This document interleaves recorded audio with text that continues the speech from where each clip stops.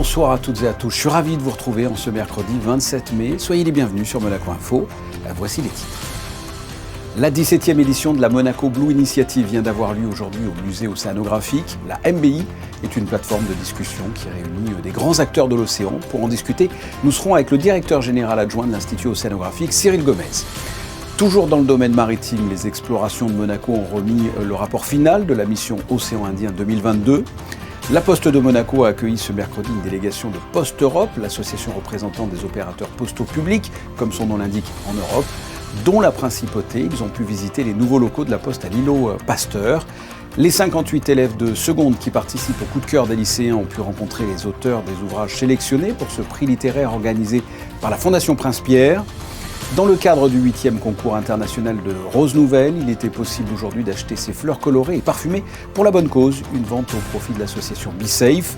Et enfin, vous découvrirez les œuvres de l'artiste Alexandra Chat dans les locaux de l'AIAP au 10 quai Antoine Ier. Elle y expose un travail inspiré par la Méditerranée. Nous ouvrons donc ce journal avec la Monaco Blue Initiative. La 17e édition a eu lieu aujourd'hui au musée océanographique en présence du prince Albert II et de son épouse. Ce rendez-vous est une plateforme de discussion qui réunit chaque année des grands acteurs de l'océan. Avant de l'évoquer avec Cyril Gomez, directeur général adjoint de l'Institut océanographique, retour sur le lancement de la Monaco Blue Initiative avec Émilie Rousseau, Arnaud Imbert et Clélia Renaud. Longuement éclipsé, l'océan est devenu une priorité dans l'agenda international. À Monaco, cette prise de conscience est de longue date. Depuis 2010, la Monaco Blue Initiative réunit des dirigeants politiques, des experts scientifiques et des acteurs économiques pour échanger et participer à une gestion durable de l'océan. 17 editions have taught us, or have taught me, one thing above all. The ocean does not lack knowledge or goodwill or talent. All three are in this room today.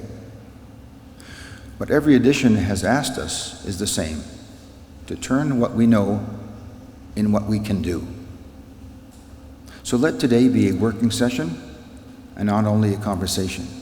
La Monaco Blue Initiative, c'est aussi l'occasion pour des pays de réaffirmer leur engagement en faveur de l'économie bleue, à l'image des Seychelles, de l'île Maurice ou du Gabon, représentés en principauté par leur ministère.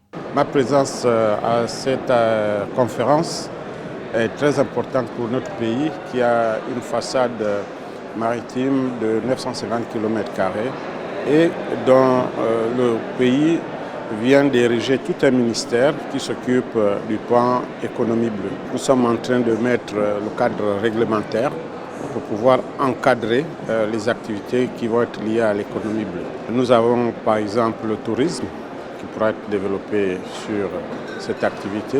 Nous avons la pêche sportive et nous avons la partie industrielle qui peut être consacrée par exemple à la production, par exemple, du sel, à partir de l'eau marine.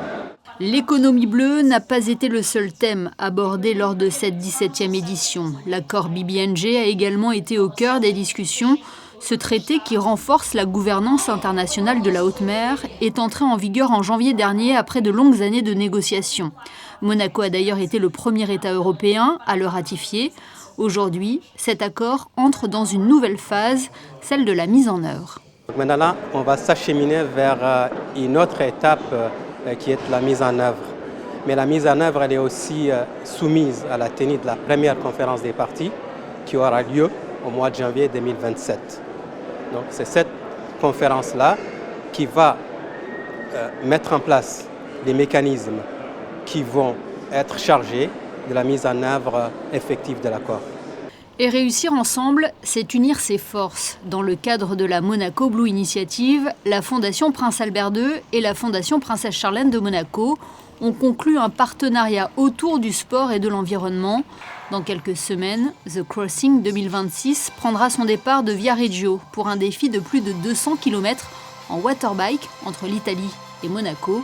Une traversée du sanctuaire Pélagos qui offre une dimension environnementale à l'événement.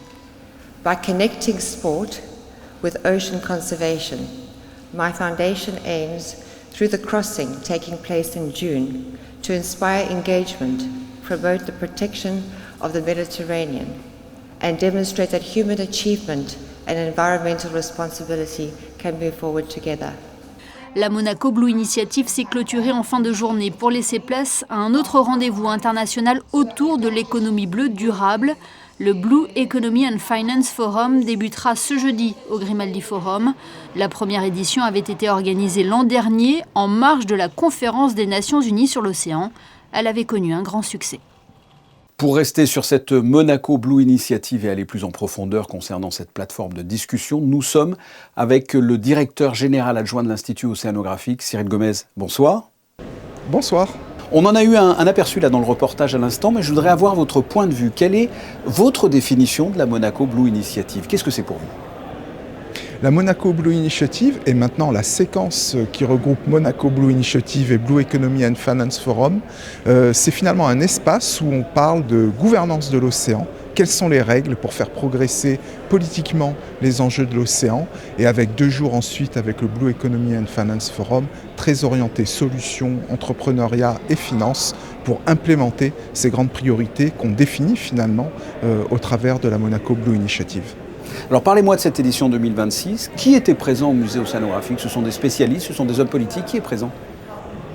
C'est une grande particularité de la Monaco Blue Initiative et je dirais de la principauté même, c'est la capacité à regrouper dans une même salle pour les faire débattre des scientifiques, des ministres, des représentants de grandes institutions internationales, des financiers, des chefs d'entreprise, bref, des mondes qui n'ont pas l'habitude de se parler. Et aujourd'hui, à la Monaco Blue Initiative, on a vraiment pu voir la diversité de ces publics-là. J'ai participé à un atelier sur le financement de BBNJ et à la table, il y avait un responsable de centre scientifique avec Jean-Jacques Risseau, un ministre mauricien, un représentant de la Banque mondiale, des ONG, les fondations, bref, vraiment beaucoup de diversité, ce qui rend les débats très très riches.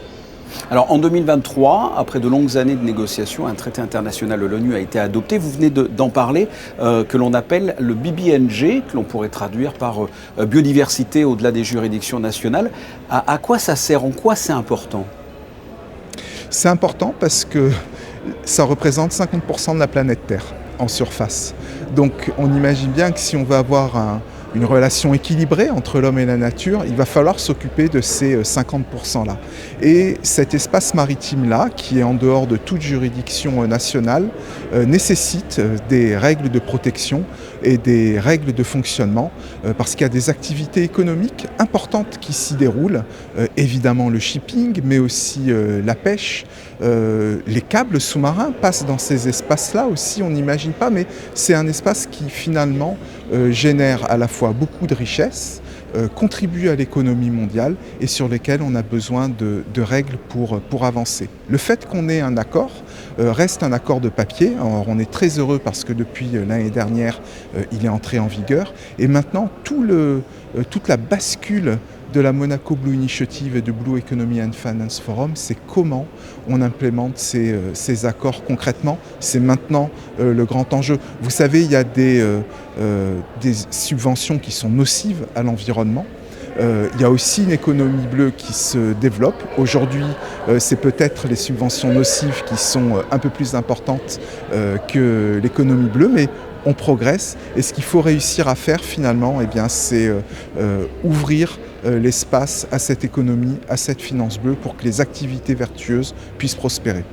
Alors à ce propos, la Monaco Blue Initiative en est à sa 17e édition. Quelle a été l'évolution de la MBI et surtout, quel a été son impact en matière d'environnement? Autrement dit, est-ce que ça sert à quelque chose concrètement? Oh oui, ça sert beaucoup parce que la Monaco Blue Initiative, sous l'impulsion du prince Albert II, a démarré à un moment où il n'y avait pas d'agenda de l'océan. Il n'y avait pas d'objectif de développement durable des Nations Unies sur l'océan. Il n'y avait pas de grand cadre, ou très peu, sur l'océan. La Monaco Blue Initiative, au fil des ans, a permis, sous le leadership du prince, à créer un espace de débat entre scientifiques, toujours la même chose, scientifiques, ONG, grands décideurs politiques et économiques, pour définir les grandes priorités. Et après, les gens, sans avoir le formalisme ou les contraintes d'une instance onusienne, travailler ensemble de façon informelle et tous les grands thèmes qui ont été débattus à la Monaco Blue Initiative se sont retrouvés ultérieurement dans les enceintes internationales, dans le cadre d'un agenda international politique sur l'océan qui s'est créé. Et c'est comme ça que les choses ont avancé et c'est comme ça qu'on est arrivé à des accords internationaux. Et aujourd'hui qu'on a ces accords, aujourd'hui qu'on a ce cadre, aujourd'hui qu'on a finalement des déclarations politiques, il faut réussir à mettre ça en œuvre et c'est le grand mouvement qu'on est en train vers lequel on est en train de basculer en liant la Monaco Blue Initiative et le Blue Economy and Finance Forum. Cyril Gomez, merci. Je vous remercie. Et pour info, nous recevrons demain le vice-président et administrateur délégué de la Fondation Prince Albert II pour parler justement de la 2e édition du Blue Economy and Finance Forum qui s'ouvrira jeudi. Mais avant cela, restons au musée océanographique, l'esprit toujours tourné vers la mer. Mardi soir, les explorations de Monaco remettaient le rapport final de la mission Océan Indien 2022. Alexandra Pani et Arnaud Imbert reviennent sur les conclusions dévoilées. Ils ont parcouru l'océan Indien pendant 2 mois. Pour cette mission, les explorations de Monaco ont établi un parcours en 4 étapes pour un total de 13 500 km. Une navigation rythmée par différentes opérations de mesure et de prélèvement, avec pour objectif la compréhension, le partage et la mobilisation. Les Seychelles et Maurice étaient au cœur de ces recherches. Qui est la mise en application de ces 25 propositions. Il faut être pratique, pragmatique, et il faut que nous opérons, d'ailleurs, nous allons opérer dans une situation gagnante pour le bien-être de notre biodiversité marine, pour l'économie bleue et pour ceux qui gagnent leur vie de la mer. Mais aussi, il faut savoir respecter la mer, parce que la mer, c'est aussi la mer nourricière.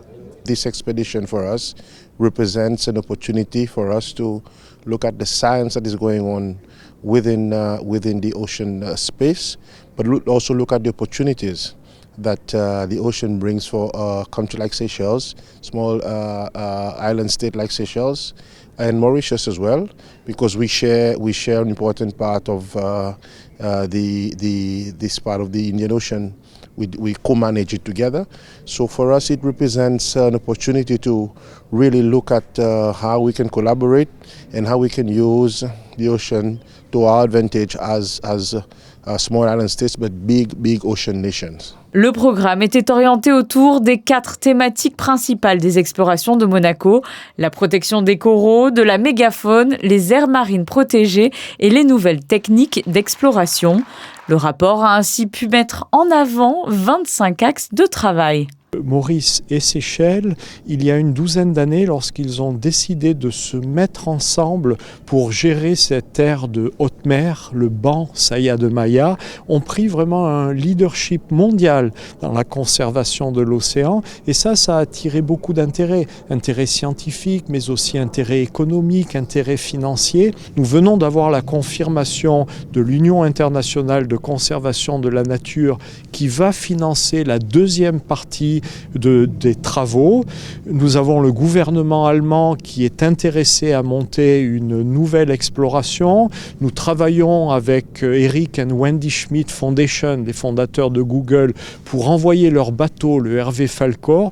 Donc on voit que le rôle de catalyseur de Monaco a bien fonctionné et que maintenant, tant des organisations internationales, des banquiers, des investisseurs, des gouvernements locaux vont reprendre la main pour protéger, mais aussi manager plus durablement cette grande aire, l'aire Saya de Maya, et en faire un projet pilote sur le plan mondial. 150 personnes d'une vingtaine de nationalités étaient mobilisées pour la mission Océan Indien. Les missions des explorations de Monaco sont la traduction concrète de l'engagement du prince Albert II pour l'océan. Elles se poursuivent aujourd'hui en Méditerranée pour un nouveau cycle. Pour rester dans l'univers des explorations de Monaco, vous pourrez découvrir dès ce soir à 19h30 sur notre antenne le documentaire de Maëva Bardi qui a suivi cette première étape du nouveau cycle Mission Méditerranée de 2025 à 2030, un voyage immersif en République hellénique. Direction Roland-Garros. On l'a appris aujourd'hui, après avoir gagné son simple hier, Valentin Vachereau a préféré renoncer à la compétition, que ce soit en simple comme en double. Ce forfait intervient alors que le tennisman de la Principauté souffre d'une gêne au pied depuis plusieurs semaines. Après avoir passé le premier tour, il devait affronter ce jeudi Alejandro Tabilo pour une place en 16e de finale. Et je le répète, Valentin Vachereau est donc forfait. Mais il reste quand même un représentant de la Principauté en double, Hugo Nice, avec son coéquipier français Roger Vasselin. Ils ont passé le second tour ce mercredi en s'imposant en 3-7, 2-6, 7-6, 6-1 après une superbe remontée face à la paire Piedzonka-Kiprova. On écoute la réaction d'Hugo au micro de Justin Hadel. Ah, on s'est fait peur même presque jusqu'à la fin, on était mené 6-2, 5-2, 0-30 sur mon service, donc c'est vraiment une bonne victoire, on est content, on va profiter de ça. Alors ils ont très très bien joué au premier, on a été vraiment en difficulté et je suis très fier qu'on ait réussi à changer la donne. Tu es désormais le dernier représentant de la Principauté à Roland-Garros, ça te pousse encore plus afin d'aller le plus loin possible ? Ouais, j'ai appris tout à l'heure, j'ai discuté un petit peu avec Val qui était très triste de ne pas pouvoir continuer. Plus Romain qui est blessé, c'est sûr que c'est difficile à avaler, mais je vais faire de mon mieux pour représenter le pays jusqu'au bout, comme d'habitude. Suite de notre série consacrée aux sportifs de la Principauté qui rayonnent à travers le monde. Une série dans le cadre du documentaire projeté cet après-midi au Grimaldi Forum et réalisé par Yann-Anthony Noguès. Une production Canal+ et Monaco Info. Aujourd'hui, nous laissons la parole à un des acteurs du film, le Rocher des Champions, le boxeur Hugo Mikalev. Représenter Monaco, c'est quelque chose que je fais depuis que j'ai 12 ans maintenant. J'ai commencé la compétition amateur olympique à 12 ans. Et depuis cet âge-là, en fait, j'ai jamais cessé de faire retentir l'hymne monégasque dans quasiment toutes les salles de boxe dans lesquelles je suis allé. Donc c'est vrai que c'est une énorme fierté pour moi, depuis toujours, depuis tout petit. Puis en plus, je suis né dans une famille qui m'a inculqué des valeurs, les valeurs d'être fier de notre pays, de Monaco. Donc forcément, c'est un grand moment à chaque fois que j'entends l'hymne monégasque, à chaque victoire. Il y a une pression supplémentaire quand on représente Monaco, forcément, parce que on sait que on n'est pas beaucoup, mais au final, ça fait, si on compte un par un, ça fait beaucoup de gens qui croient en nous. Donc moi, dans mon cas particulier, c'est vrai qu'avant les combats, j'essaie de faire le vide, comme j'ai souvent expliqué. J'essaie de ne pas penser à la pression du pays. Mais évidemment, que je sois à l'extérieur ou à la maison, c'est différent. Mais dans tous les cas, la pression est quand même là une fois sur le ring. La Poste de Monaco accueillait aujourd'hui une délégation de Poste Europe, l'association représentant des opérateurs postaux publics dont la Principauté fait partie. L'objectif était de présenter les nouveaux locaux à l'îlot Pasteur et de montrer le fonctionnement de la Poste à Monaco, surtout en une période de forte affluence comme en ce moment. Yannick Debevert et Marie-Ève Béé ont suivi cette visite. Une vingtaine de représentants des différentes postes européennes est venue ce mercredi matin en Principauté pour visiter les locaux monégasques. Ils sont membres de l'association Poste Europe qui regroupe une cinquantaine de services postaux publics européens. Chacun est venu découvrir le mode opératoire minutieux de la Poste Monaco. La Poste de Monaco est très particulière du fait de la taille du territoire qui est extrêmement réduit, mais aussi avec une densité de points de contact postaux qui est très importante et des volumes de courrier qui se maintiennent et qui sont encore importants. Donc c'est très intéressant de pouvoir voir ça et voir comment finalement une petite poste, entre guillemets, peut avoir des activités diversifiées et être très efficace dans des sites modernes. Et s'en est suivi une réunion de présentation et d'échange. L'objectif pour tous ces directeurs postaux est de tirer bénéfice des modes de fonctionnement des autres pays européens entre nouvelles technologies et logistiques innovantes. On a la chance aussi d'avoir des opérateurs postaux d'horizons géographiques très variés. Donc il y a des grands opérateurs en fait qui sont représentés, comme la France, le pays voisin, avec lequel nous sommes intimement liés, mais aussi le Royaume-Uni, les postes néerlandaises, mais on a aussi de petits opérateurs qui ressemblent un petit peu en termes de territoire à la géographie monégasque. On a les îles Åland par exemple, on a des petits pays comme la Moldavie, sur lesquels on peut aisément se comparer en termes d'infrastructures. Donc pour nous, ça sera enrichissant de voir un petit peu les écarts par rapport aux différents modèles. La Poste Monaco est aussi étroitement liée à l'Office des émissions de timbres-poste. À ce titre, la délégation a pu visiter le musée des timbres et des monnaies monégasques, un lieu prestigieux de la philatélie qu'il faut continuer à valoriser. Nous avons énormément d'échanges avec Philaposte, donc la Poste française, et puis la branche philatélie de la Poste française, puisque nos timbres sont imprimés par Philaposte. Nous avons également des échanges avec les autres petites administrations postales, Monaco étant membre de la CEPAC, qui est l'organisation qui regroupe les petites administrations postales européennes. Voilà, où on échange un peu sur des problématiques communes, en essayant de trouver des solutions pour valoriser la philatélie à l'échelle internationale. Ce forum des bureaux de poste européens était co-organisé avec la Poste française. Après cette journée, la délégation rejoindra Nice ce jeudi pour une deuxième journée d'échange et d'enrichissement. Aujourd'hui, les élèves de seconde de la Principauté avaient rendez-vous avec la littérature contemporaine au lycée FANB, dans le cadre du coup de cœur des lycéens organisé par la Fondation Prince-Pierre. 58 élèves issus de tous les établissements monégasques ont pu rencontrer les auteurs des ouvrages sélectionnés pour cette édition 2026. Un reportage, Christina Petit-Homel, Camille Caloni. Au programme de cette journée d'échange, des débats, des questions et des discussions autour des romans lus tout au long de l'année scolaire.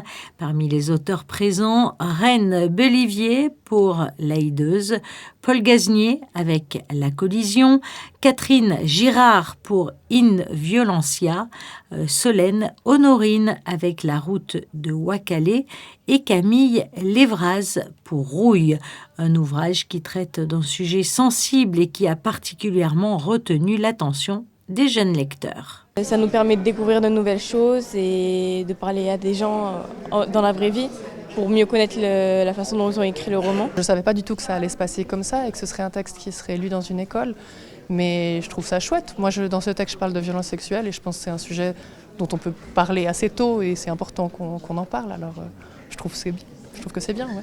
On lui a demandé par exemple si c'était inspiré d'une histoire vraie ou si elle avait eu des difficultés à l'écrire, si ça parlait d'un proche ou si c'était vraiment quelque chose dont elle avait vécu par rapport, parce que ça parle beaucoup d'amour fraternel, parce que le personnage est protégé par son frère et quand même son seul allié dans l'histoire et puis voilà. Ça permet de plus en savoir sur la vérité et puis d'avoir plus de détails sur les réponses qu'on lui a posées. Une rencontre privilégiée donc pour les lycéens qui ont pu découvrir ici les coulisses de la création littéraire et échanger directement avec celles et ceux qui donnent vie aux histoires. On parle d'inspiration, où est-ce qu'on trouve les idées, les thèmes, oui c'est beaucoup ça qui revient, combien de temps ça prend pour écrire un livre, ce genre de questions-là. C'est vraiment trop bien puisqu'on peut échanger avec eux, savoir comment ils ont écrit leurs livres et ça peut aussi nous aider pour présenter le bac et leur signature c'est vraiment trop bien. Voilà, ouais. Moi aussi j'ai beaucoup apprécié, surtout que si on veut présenter le livre l'année prochaine pour le bac de français, on a pu poser vraiment toutes les questions qu'on voulait et ça peut nous aider à... C'est important et c'est intimidant parce que c'est pas des catégories d'âge que je connais très bien, mais oui c'est hyper important et ça me fait du bien. Je suis contente de voir ce qu'ils vont en faire. Ouais. À l'issue de cette rencontre, les élèves auront donc encore plus de matière pour désigner au mieux leur ouvrage favori. Le vote est prévu en septembre prochain et le nom du lauréat du coup de cœur des lycéens 2026 sera dévoilé à l'occasion de la cérémonie de la Fondation Prince-Pierre qui se tiendra à la Salle Garnier le 13 octobre prochain. Le 8e concours international de roses nouvelles continue. Si le palmarès du jury international a été dévoilé au mois d'avril, reste encore à décerner le prix du public. Les visiteurs sont libres de se balader dans la roseraie Princesse Grace pour découvrir les différents rosiers. Et ce qu'il ne fallait pas rater aujourd'hui, c'était la vente caritative au profit de l'association Be Safe. Reportage signé Alban Jean-Jambre et Arnaud Imbert. 70 variétés de rosiers parfument la roseraie Princesse Grace, des créations inédites provenant des 4 coins du globe qui attendent le vote du public sur Internet ou directement ici. Quand vous êtes sur site, vous avez directement le massif du concours et vous pouvez choisir votre rose préférée sur un papier dans une urne. En attendant le vote du public, les rosiers sont disponibles à la vente, une opération qui rencontre un franc succès. Ici, le dernier rosier part avec sa nouvelle propriétaire. Merci. Allez, au revoir. Au revoir. Au total, 265 rosiers ont été vendus au profit de BeSafe, association de lutte contre la consommation d'alcool au volant. C'est très important pour nous, pour BeSafe Monaco, de récolter de l'argent pour subvenir aux besoins de l'association tout au long de l'année, notamment avec les navettes qui sont mises à disposition tous les week-ends tout au long de l'année, et particulièrement l'été, la saison estivale, où il y a 2 navettes qui sont mises à disposition dans la Principauté. Et aussi, grâce à ces dons, on pourra bien évidemment faire des interventions dans les écoles, dans les entreprises, pour les saisonniers ou tout au long de l'année aussi, et pour l'achat d'éthylobornes et d'éthylotests. De belles roses pour une bonne cause. Pour ce qui est du concours, le public a jusqu'au 15 juin pour désigner son rosier favori. Une info pratique en bref. Sachez que l'Académie Régnier 3 a ouvert ses préinscriptions pour l'année scolaire 2026-2027. Les familles souhaitant solliciter l'inscription de leurs enfants à partir de la classe de CP doivent se rendre directement sur le site internet de l'établissement, le www.academierégnier3.mc, et aller dans l'onglet Inscription. Ces familles ont jusqu'au mardi 9 juin inclus. Et pour les élèves actuellement inscrits à l'Académie, les réinscriptions se feront du mercredi 10 au mercredi 24 juin, en ligne également. Pour rappel, l'Académie Régnier 3 propose 2 principaux cursus, un cursus musique et un cursus théâtre. La Côte d'Azur comme source d'inspiration. L'artiste Alexandra Chat présente actuellement son exposition Les Beaux Jours à l'AIAP au Disquet Antoine Ier, une exposition inspirée par la Méditerranée et sa nouvelle vie dans le sud de la France. Le reportage de Christine Lapetite-Homel et Alexandra Paolini. Des couleurs lumineuses, des silhouettes féminines et des scènes baignées de soleil. Avec Les Beaux Jours, Alexandra Chat partage sa vision de la Côte d'Azur où elle vit depuis maintenant plusieurs années. Every day I feel blessed and I feel happiness. It's all about the lights of the sea, of the sky, reflections on the sea, and it's amazing. It's amazing. Every morning I feel very blessed to live here. And the swimmers, the collection of swimmers is inspired by French women, for me, I adore French women. I think that they are very confident. They love themselves so much, and it's amazing. It's amazing. They're very strong and very beautiful.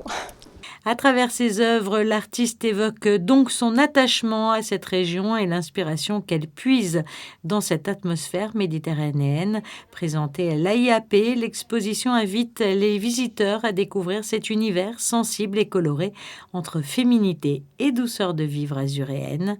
Les Beaux Jours, une exposition à découvrir actuellement sur le quai Antoine Ier. Les photos de fin de journal de Stéphane Dana sont consacrées à la traditionnelle remise d'insignes aux nouvelles recrues du corps des Carabiniers du Prince, une remise effectuée par la marraine des Carabiniers, la princesse Stéphanie. À suivre, la météo d'Alban Gingembre. Ce journal est terminé, on se retrouve jeudi pour une nouvelle édition. Je vous souhaite de passer une excellente soirée sur Monaco Info. À demain.